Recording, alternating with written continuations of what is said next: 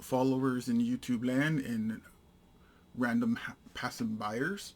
It's Rob the History Smith here, and I got with me a dirty sack, a very long dirty sack.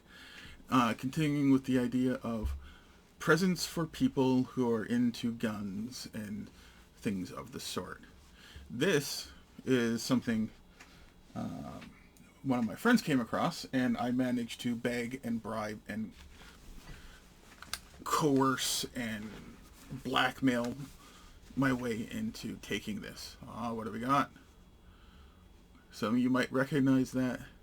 It looks an awful lot like a Japanese katana samurai sword, but you could probably already tell it's cast, so we know it's not Edo period.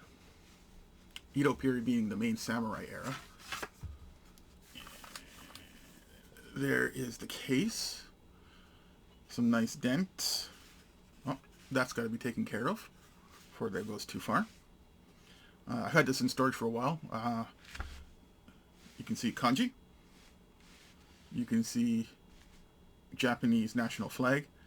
And you have little mums. Chrysanthemums. You also have chrysanthemums up here. Chrysanthemums there. Belt hanger. So we know it's also not Edo period because you wouldn't be wearing a belt. You'd have this in the stash. There is a button here that should lock the sword into place, but it's missing. This is a acid etched finish and enamel. You also have a nice little cap at the bottom there. So what is this? Is the question I haven't really answered.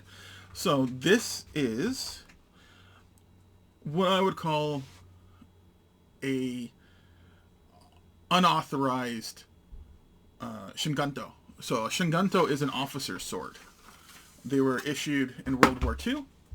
They were status symbols. But this is not Japanese.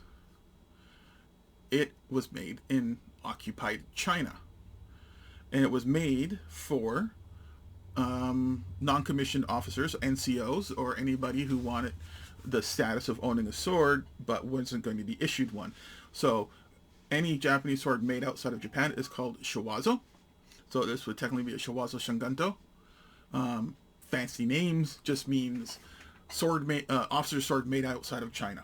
Any samurai sword, regardless if it's a katana, whether or not it's a World War II pattern, or whatever. If it's made out of Japan, it's called shiwazo. And the interesting about shiwazo is they're illegal in Japan. If you were to try to bring this to Japan or ship it to Japan, it would be seized and destroyed, which is, I think, a really cool way of protecting their culture. But at the same time, this is from the 1930s, somewhere around there, during the invasion of China, Manchuria, and that stuff. And I believe it's probably just spring steel out of a truck or something. There's remnants of markings down here. They're very hard to see. I'll get you guys some close-ups here. So there's remnants of markings. This whole blade at one point would have had an acid etch pattern on it, much like the exterior here of the scabbard. And I know it's not the right terms. I'm tired. I can't remember the terms right now. I do know them. I just can't remember them. There you can see some of the pattern on the guard and the cast handle. They didn't really go and try to invent the manuka there, but it gives the impression, and I just thought it was interesting.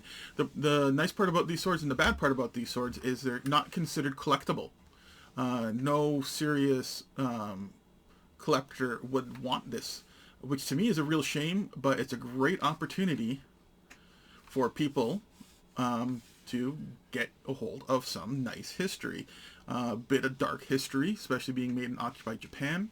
For those who don't know, I highly recommend looking up some videos on the Japanese occupation, particularly Nanking, the rape of Nanking.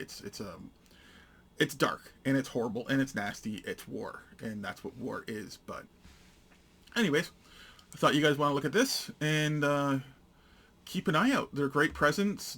I think they're a great collectible. I think they're completely undervalued. You can get them for probably $100.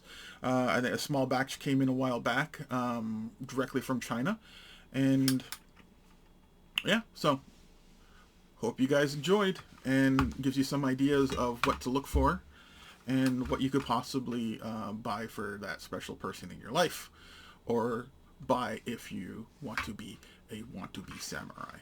Alright guys, thank you. Please like and subscribe, and I will see you in another video.